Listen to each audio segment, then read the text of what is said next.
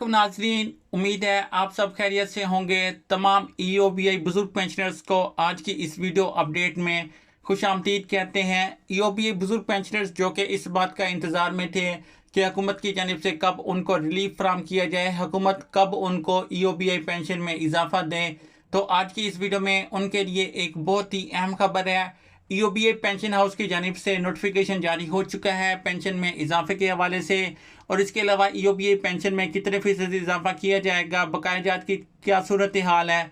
तो इस हवाले से आज जो है वो एक बहुत बड़ी अपडेट सामने आ चुकी है।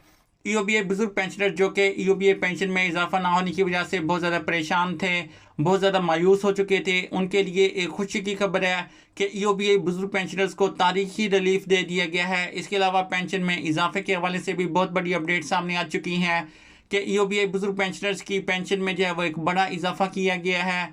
पेंशनर्स को जो है वो एक बड़ा रिलीफ फ्राहम किया गया है। ईओबीआई पेंशन हाउस के चेयरमैन की जानिब से भी ऐलान किया गया है। नोटिफिकेशन आप ईओबीआई पेंशन हाउस की ऑफिशियल वेबसाइट पर जाकर देख सकते हैं, जैसा कि आप स्क्रीन पर भी देख रहे हैं।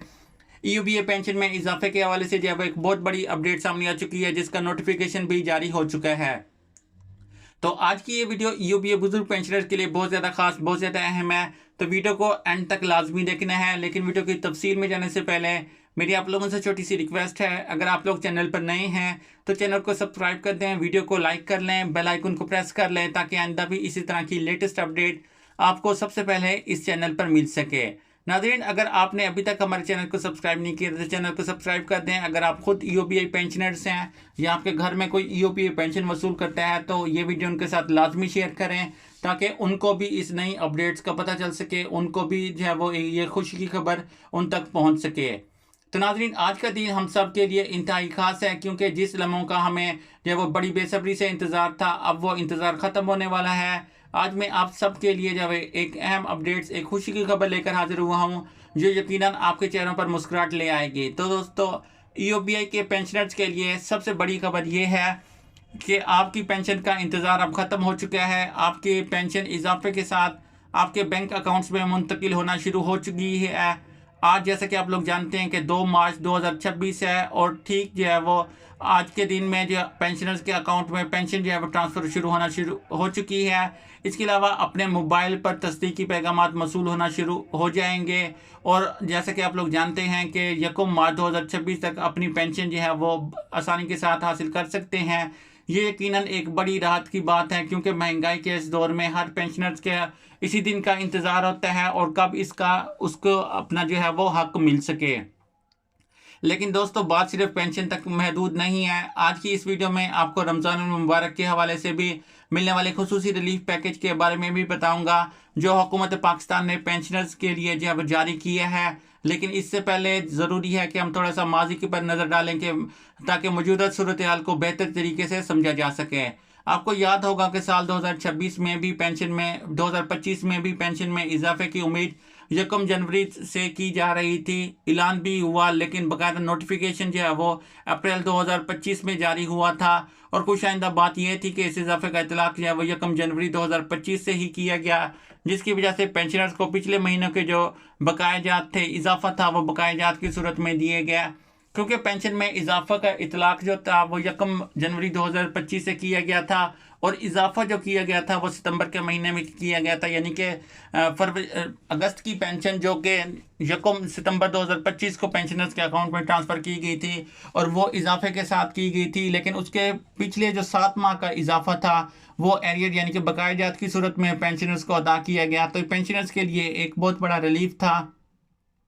तो नाज़रीन, अब सवाल ये पैदा होता है कि पेंशन में इजाफा इतना कम क्यों होता है। इसकी बुनियादी वजह फ़ंड्स की कमी होती है।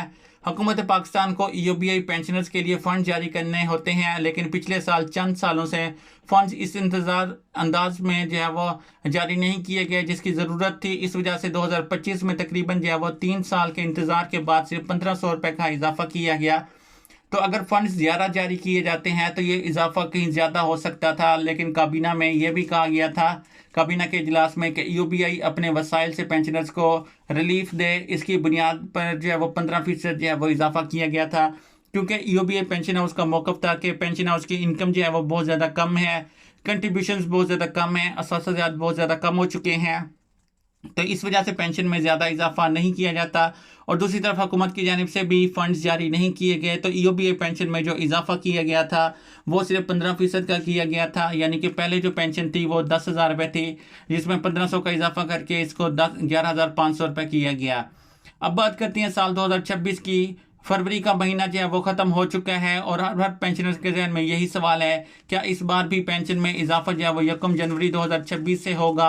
फिलहाल कोई नया नोटिफिकेशन जो है वो जारी नहीं हुआ, ना ही कोई बड़ी सरकारी ऐलान सामने आया है, लेकिन उम्मीद की जा सकती है कि आने वाले बजट में हुकूमत जो है वो पेंशनर्स को एक बेहतर रिलीफ देगी और मुमकिन है कि इजाफा जो है वो पिछली तारीख से ही नाफिज किया जाए।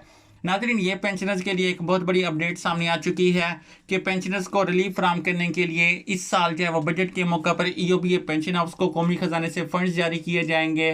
तो बड़ी तादाद में फंड्स जारी होंगे तो पेंशन में इजाफा भी जो है वो बड़ी तादाद में हो सकता है, क्योंकि पेंशनर्स जो कि बहुत ज़्यादा मायूस थे कि इनको जो है वो रिलीफ फराहम नहीं किया जा रहा, पेंशनर्स और हुकूमत जो है इनको किसी किस्म का कोई जो है वो तावन नहीं कर रही। तो इस हवाले से बहुत बड़ी अपडेट सामने आ चुकी है कि ईओबीआई पेंशन हाउस को कौमी खजाने से फंड्स जारी किए जाएंगे, लेकिन ये फंड्स जो जारी होंगे वो मार्च 2000 यानी कि बजट 2026-27 के बाद जो है वो जारी किए जाएंगे, क्योंकि बजट के मौका पर ईओबीआई पेंशन हाउस के लिए भी फंड्स मुख्तस किए जाएंगे। तो नाजरीन, यहाँ पर मुमकिन तौर पर इजाफा है कि इजाफा जो है वो 1 जनवरी 2026 से ही लागू होगा। तो दोस्तों, अब बात करते हैं एक और अहम खुशखबरी की, जो कि रमज़ान पैकेज के हवाले से है कि वज़ीर आज़म शहबाज शरीफ साहब ने पूरे पाकिस्तान के लिए खुसूसी रिलीफ प्रोग्राम शुरू किया है, जिसमें ईओबीआई पेंशनर्स को अहल करार दिया है। इस प्रोग्राम के तहत आपको 13,000 रुपये तक की माली इमदाद हासिल कर सकते हैं। इसके अलावा पंजाब के रिहायशियों के लिए भी मरीम नवाज साहबा ने एक अलग रमज़ान रिलीफ पैकेज का ऐलान किया है, जिसके तहत 10,000 रुपये की इमदादी रकम जो है वो तमाम पेंशनर्स को दी जाएगी। लेकिन ये बात याद रखें कि आप इन दिनों जो है वह पैकेजेस में से सिर्फ एक ही इमदाद हासिल कर सकते हैं। पंजाब के पेंशनर्स का फैसला होगा कि वो वफाकी हुकूमत का पैकेज लेना चाहते हैं या सूबाई हुकूमत का पैकेज लेना चाहते हैं। तो दोनों सूरतों में ये इमदाद रमज़ान मुबारक के महीने में आपके लिए एक बहुत बड़ी मदद साबित होगी, आपको एक बहुत बड़ा रिलीफ फराहम किया जाएगा। अगर हम 1 मार्च 2026 की मौजूदा सूरत हाल की बात करें तो फिलहाल किसी ने नए नोटिफिकेशन की अदम मौजूदगी की वजह से पेंशनर्स को वही पुरानी पेंशन जो है वो दी गई है, लेकिन अपडेट सामने आ रही है कि इसमें जो है वो रमज़ान पैकेज भी जारी किया गया है। जैसे कोई नया नोटिफिकेशन जारी होता है, ये पेंशन में इजाफे की तस्दीक होती है, तो मैं सबसे पहले आप लोगों को इसके बारे में आगाह कर दूंगा।